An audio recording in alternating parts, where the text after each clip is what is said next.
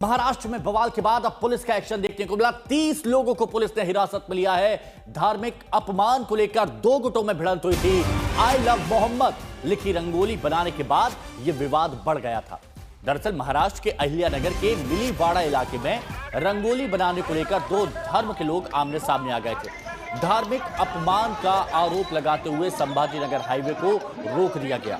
हालात संभालने के लिए पुलिस को लाठीचार्ज करना पड़ा। तस्वीरें आपके सामने, ये देखिए, हंगामा कर रहे लोगों पर पुलिस ने लाठीचार्ज किया हालात को काबू करने के लिए। संभाजीनगर हाईवे को रोक दिया गया था। लोगों की परेशानी बढ़ रही थी और उसके बाद मजबूरन पुलिस को लाठीचार्ज करना पड़ा। भीड़ को तितर बितर करना पड़ा। ऋत्विक भालेकर हमारे सहयोगी इस वक्त हमारे साथ में मौजूद है। ऋत्विक, मौके पर इस वक्त क्या हालात बने हुए हैं? क्या हालात पूरी तरह से सामान्य हो चुके हैं? क्या अपडेट?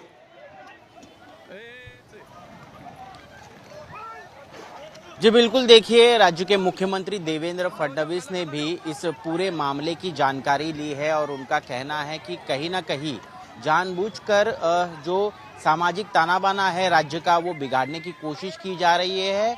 और लोकसभा चुनाव से पहले जिस तरह ध्रुवीकरण के लिए कुछ लोग ऐसे घटनाओं को अंजाम दे रहे थे, ठीक उसी तरह की ये साजिश नजर आ रही है। हम ढूंढ के निकालेंगे कि आखिरकार कौन इसके पीछे है और सख्त से सख्त कार्रवाई की जाएगी। मुख्यमंत्री के इस बयान के बाद अब इस पूरी घटना को एक राजनीतिक परिप्रेक्ष्य में भी देखा जा रहा है और कहीं ना कहीं आई लव मोहम्मद के जो बैनर्स महाराष्ट्र में भी जगह जगह पर दिखाई दे रहे हैं और जिससे विवाद खड़ा हो रहा है, जिससे रास्ता रोको हो रहे हैं, आंदोलन हो रहे हैं, इस पर अब सरकार जो है कड़ा रुख अपनाते हुए नजर आएगी। ऋत्विक, क्या इसकी गहराई तक जाने की कोशिश की जा रही कि कौन है वो जिसने ये सब एक शुरुआत की इस मुहिम की, यहां पर माहौल खराब करने की कोशिश की? क्या इसकी गहराई में जाने की सरकार कोशिश कर रही है?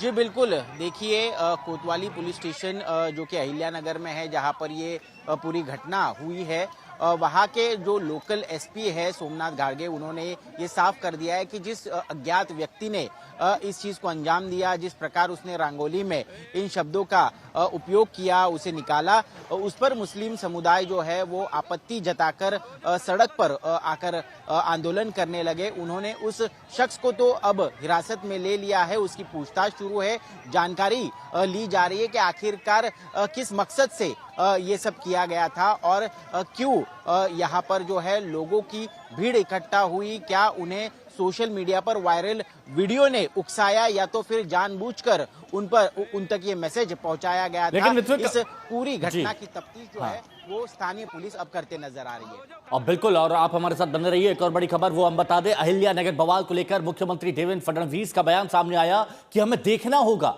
कि क्या इसके पीछे कोई साजिश है। हमें यह भी देखना होगा कि कौन सामाजिक माहौल बिगाड़ने की कोशिश कर रहा है। तो जिस बात का जिक्र भी किया जा रहा था, मुख्यमंत्री देवेंद्र फडणवीस की तरफ से भी वही बयान सामने आया कि हमें यह देखना होगा कि कौन सामाजिक माहौल बिगाड़ने की कोशिश कर रहा है। क्या कोई हमें उसी तरह ध्रुवीकृत करने की कोशिश कर रहा है जैसा लोकसभा चुनावों के दौरान किया गया था? सभी को अपने धर्म का पालन करने का अधिकार है।